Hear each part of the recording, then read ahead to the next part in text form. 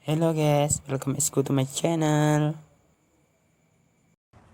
Beberapa hari ini netizen di dunia dihebohkan dengan kabar terbaru dari Palestina. Selain konflik yang belum selesai, kini Palestina dilanda isu baru, yaitu penghapusan wilayahnya dari peta digital Google Maps dan Apple Maps. Seperti apa faktanya, kita simak bersama dalam Palestina hilang dari peta.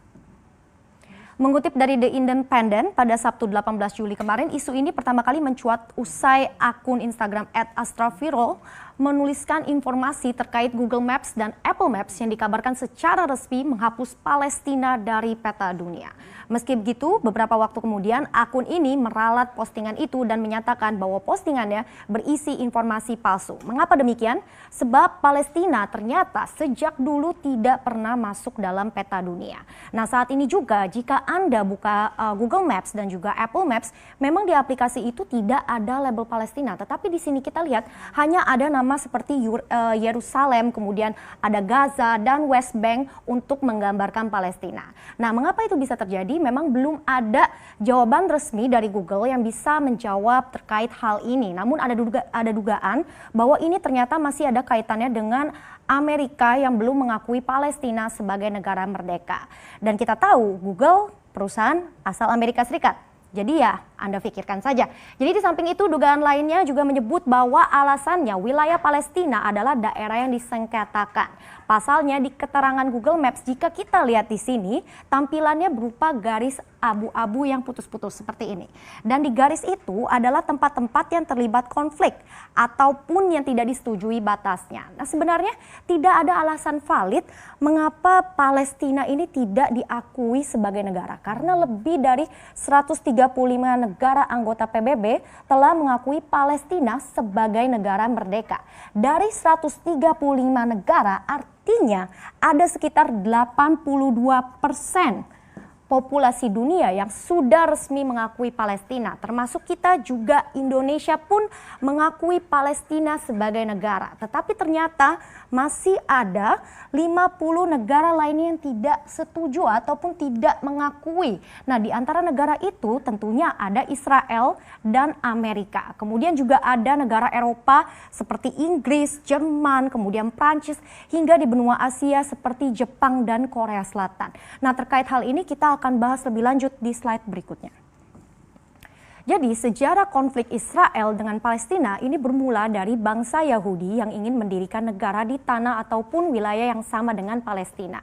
Dan ini pun yang diperebutkan keduanya adalah wilayah geografis yang terletak di antara Laut Mediterania dan Sungai Yordan. Nah, menarik ya, di peta, jika Anda cek di peta Google Maps ataupun Apple Maps, wilayah itu telah diberi label Israel. Nah, dari semula awalnya konflik ini gara-gara wilayah, kini konflik itu pun sudah merembet ke berbagai masalah lain. Seperti banyak yang mempertanyakan sebenarnya ujung-ujungnya ini di mana sih akhirnya perbatasan Israel dan Palestina, dan mengapa banyak negara-negara lain ini sepertinya kok ikut andil atas konflik kedua negara itu. Nah, faktor utamanya memang tidak lain karena Israel didukung oleh Amerika untuk tidak mengakui Palestina sebagai negara.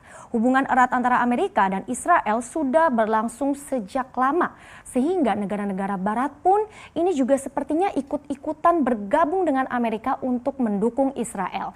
Hingga saat ini pencarian solusi terbaik untuk perdamaian ini masih terus dilakukan. Bangsa Palestina pun juga masih memperjuangkan negerinya agar bisa berdaulat dan diakui secara resmi di dunia. Karena faktanya masih ada mayoritas orang Palestina bermukim di wilayah utama itu, meskipun secara bersamaan ada juga populasi besar warga Israel yang juga menetap di sana.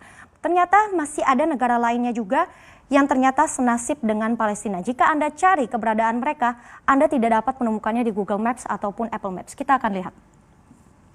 Inilah negara-negara itu. Yang pertama di sini ada Sealand.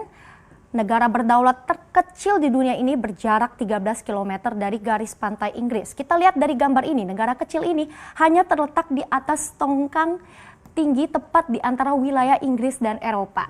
Nah, lucunya di sini adalah baik Inggris dan Eropa tidak pernah mengklaim, sehingga akhirnya pada tahun 1966 Roy Bates, mantan prajurit militer Inggris, mengklaim wilayah itu. Jadi ini cukup unik sekali. Negara terkecil hanya terletak di tongkang seperti ini. Nah, negara berikutnya ada Crimea yang terletak di pantai utara Laut Hitam dan menjadi satu-satunya perbatasan darat dengan Ukraina Utara. Crimea memiliki wilayah yang relatif luas, yaitu hanya 27.000 km persegi. Nah, Crimea juga berkali-kali berpindah aneksasi. Jadi pada tahun 1783, Crimea pernah dianeksasi ataupun dicaplok oleh Rusia menjadi republik sebagai bagian Uni Soviet. Sampai puluhan tahun lamanya, kemudian Crimea ini ternyata sempat beralih juga menjadi bagian dari Ukraina. Lalu pada akhirnya pada 2014, Crimea ini balik lagi dicaplok oleh Rusia. Memang cukup membingungkan kalau kita lihat di sini sejarah negara ini, namun terlepas hal itu, Crimea termasuk hotspot bagi wisatawan. Di tahun 2014 silam, Crimea masuk dalam daftar 20 tujuan teratas untuk berpergian di dunia versi National Geographic. Jadi sayang sekali ya. Oke, kita lihat selanjutnya daftar negara yang tidak dianggap ternyata tidak terhenti di slide tadi. Kita lihat ini masih ada lagi terletak di tengah-tengah Amerika Serikat. Ternyata ini ada juga Republik Lakota dengan populasi lebih dari 100.000 orang. Nah, sejarahnya Lakota ini sempat melakukan kesepakatan bersama dengan pemerintah Amerika sebagai perjanjian agar warganya bisa hidup di wilayah Black Hills. Tetapi selama lebih dari 1 abad, pemerintah Amerika seakan lupa dengan negara bagian kecil ini. Sampai-sampai pada tahun 98, Amerika pun menyatakan permintaan maaf. Pada akhirnya pengadilan Amerika memutuskan memberi kompensasi kepada Lakota sebesar hampir 600 juta dolar. Tetapi permintaan maaf itu dan juga dana kompensasinya ini ditolak. Republik Lakota pada akhirnya menyatakan penarikan resmi dari Amerika di tahun 2007.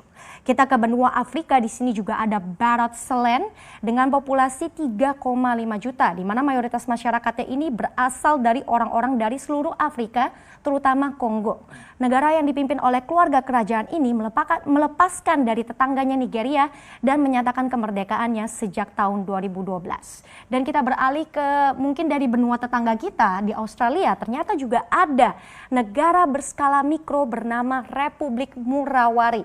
Nah, republik ini terletak di daerah kecil berbatasan dengan New South Wales dan juga Queensland. Di sini kita lihat. Nah, menariknya pada tahun 2013, Republik Murawari merilis deklarasi kemerdekaan kepada Ratu Inggris dan Perdana Menteri Australia. Jadi melalui surat, mereka meminta Ratu Elizabeth II untuk membuktikan legitimasi atas tanah mereka. Mereka pun memberi waktu 30 hari bagi Sang Ratu dan PM Australia ini untuk merespon, tetapi ujung-ujungnya tidak direspon. Nah, sehingga akhirnya mereka langsung saja resmi mengklaim kemerdekaan. Tetapi sayangnya deklarasi kemerdekaan itu tidak diakui oleh pemerintah Australia. Wilayah mereka pun tidak pernah muncul di Google Maps ataupun Apple Maps. Jadi perjuangan senasib dengan Palestina ini ternyata juga dialami oleh negara di berbagai belahan dunia. Meski nama-nama negara ini terlihat ataupun terasa sangat asing didengar, tetapi faktanya eksistensi mereka benar-benar nyata kok.